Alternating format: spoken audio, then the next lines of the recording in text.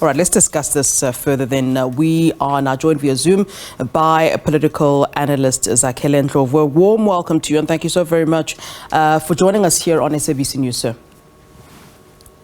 Yes, good afternoon. All right, well, let me try my hand at Zulu here.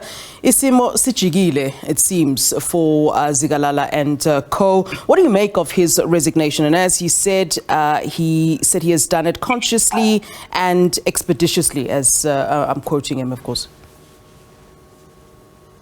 Okay, I think, first of all, let me say that this decision was not unexpected. I think after the conference, it became very clear that he would not finish his term as premier.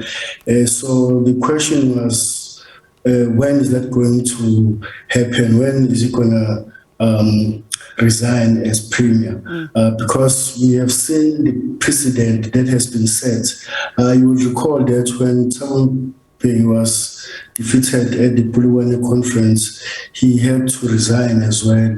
And here in KZN, we saw the current Minister of Water Affairs, Mr. Mchunu, who was the premier after he lost the provincial conference of the ANC. He was also I don't know if it's correct to say he was forced out, but yeah, it's become clear that the leader of the losing faction does not finish the term either as president of the country or as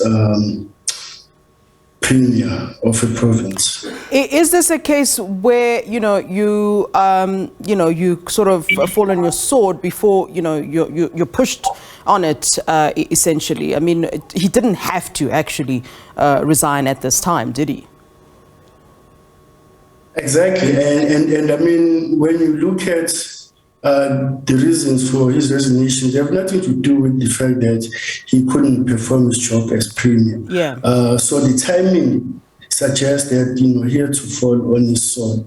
He didn't want to wait and waste anybody's time, so he decided, no, okay, we just resign. Also, keep in mind that the ANC has this thing of two centers of power, and it was established after Tshaombeki lost the Bulwane conference that you cannot have two centers of power, but that's what the ANC calls it. So you have a newly elected provincial leadership, and now it gets to deploy whoever it wants. Yeah.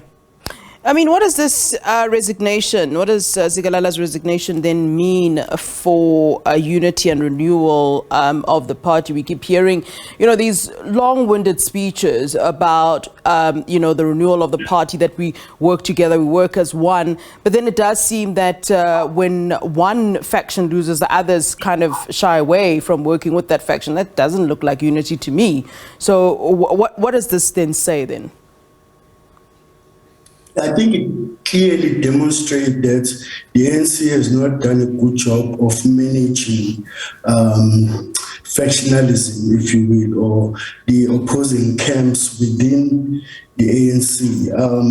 And it also makes a mockery of all this talk about, unity, renewal. And then the question becomes, if the ANC cannot manage its own issues, if the ANC cannot solve its own problems, and by its own admission, it does acknowledge that it's got serious problems. That's why it talks about renewal. So then the question becomes, if they cannot solve their own internal problems, how then do they solve the country's problems, which are getting out of control? I mean, lawlessness is very bad in the country.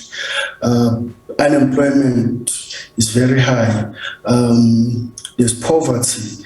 There's the widening gap between the rich and the poor, and many other problems that we face as a country. So the ANC needs to prove to South African people that it can solve its own problems, for South African citizens to have confidence in the ruling party. Yeah, and who would you say is likely to take over this position of Premier of KZN? I do believe that there are indeed some firm favourites. Let me just name Nomsa Dube-Ncube, as well as Menda Mabena and Mbali Fraser being put forward as those officials who could be put up for the job. Who do you think ultimately will take this position? It's a very tough question. I have to make a prediction here. Yeah. And it's not easy. You have to follow ANC politics to have a good understanding. But what I would say is that what has happened with Sihle Zikalala resigning, puts the ANC as a party that cannot manage its own affairs. But what they have done, which is a good thing, is that the names that they have forwarded are all females. And in the history of this province, if my memory serves me well, it has not had a female premier. So the good thing is that we are going to have a female premier, and let's see what she does. All right, Mr. Ndlovu, thank you very much for speaking to us here on SABC News.